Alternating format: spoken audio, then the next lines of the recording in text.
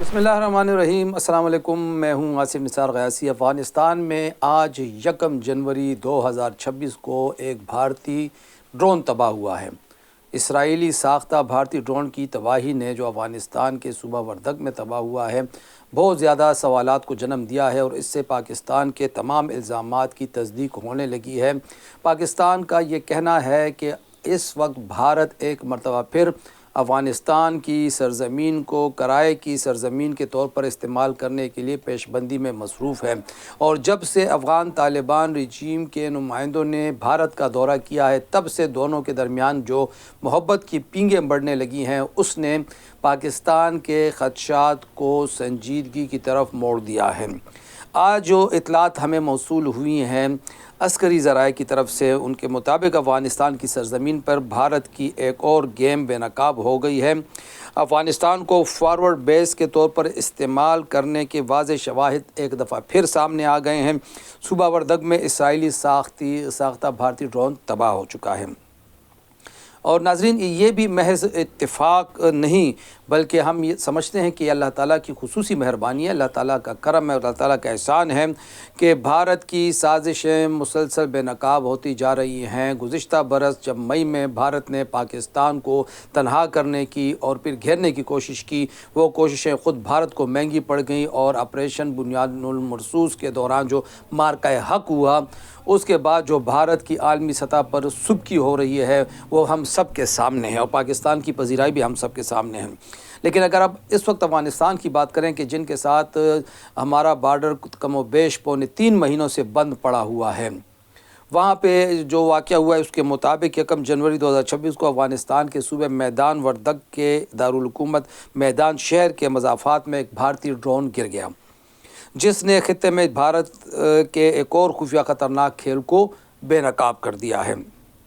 اس واقعے سے یہ واضح ہوتا ہے کہ بھارت افغان فضائی حدود کو استعمال کرتے ہوئے خفیہ نگرانی اور انٹیلیجنس آپریشنز کر رہا ہے، جس کا مقصد نہ صرف پاکستان بلکہ ویسٹ ایشیا اور چین جیسے ممالک کی جاسوسی بھی ہے۔ افغانستان کو اس حکمت عملی میں ایک عارضی اور قابل استعمال فارورڈ بیس کے طور پر استعمال کیا جا رہا ہے۔ واضح رہے کہ گزشتہ کچھ عرصے سے یہ بات نوٹ کرنے کے قابل ہے کہ افغانستان میں مشکوک ڈرون سرگرمیوں اور سیکیورٹی واقعات پر سوالات اٹھتے رہے ہیں، اور یہ واقعہ ان خدشات کی عملی تصدیق ہے۔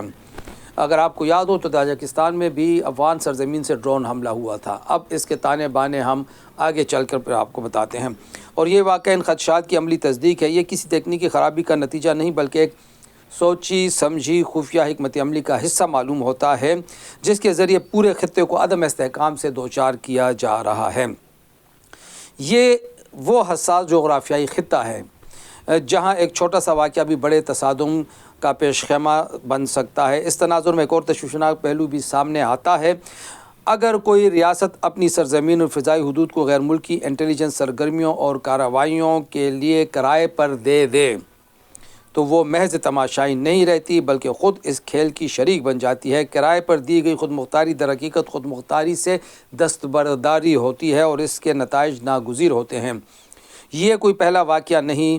بھارت ماضی میں بھی فالس فلیگ آپریشنز اور پراکسی حربوں کے ذریعے خطے کو عدم استحکام سے دوچار کرتا آ رہا ہے۔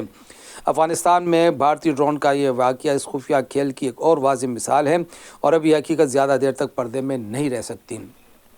تاجکستان میں جب ڈرون حملہ ہوا اور جس میں کچھ چینی باشندے بھی مارے گئے، اس وقت آپ سب نے یہ دیکھا کہ اس سے محض چند ہفتے قبل وہاں سے ایک بھارتی جو ایئر بیس تھا، وہ بھارتی جو اڈا تھا، وہ خالی کرایا گیا تھا، اور ظاہر ہے کہ اس کا بدلہ تو پھر لیا جانا تھا، اور وہ لیا گیا۔ اور اب جو بھارتی ڈرون وہاں پہ تباہ ہوا ہے تو اس کا مطلب واضح ہے، یہ تاجکستان کے جو کا واقعہ ہے، اس کے ڈانڈے اب بھارت سے ملنے والے ہیں۔ اس میں افغان طالبان رجیم کا کردار بھی مشکوک ہوتا جا رہا ہے۔ افغان طالبان کو چاہیے کہ وہ اس واقعے کی اس چیز کی وضاحت کرے، اور اس کے حوالے سے عالمی برادری کے سامنے اپنا موقف کھل کے بیان کرے۔ بصورت دیگر پاکستان کا فرض بنتا ہے کہ اپنا مقدمہ اقوام متحدہ کے پلیٹ فارم پہ ضرور لے جائے، اور افغان طالبان رجیم پر دباؤ ڈالے کہ وہ اپنی سرزمین کو کرائے پر دینے کی پالیسی پہ نظر ثانی کرے۔ خدا حافظ۔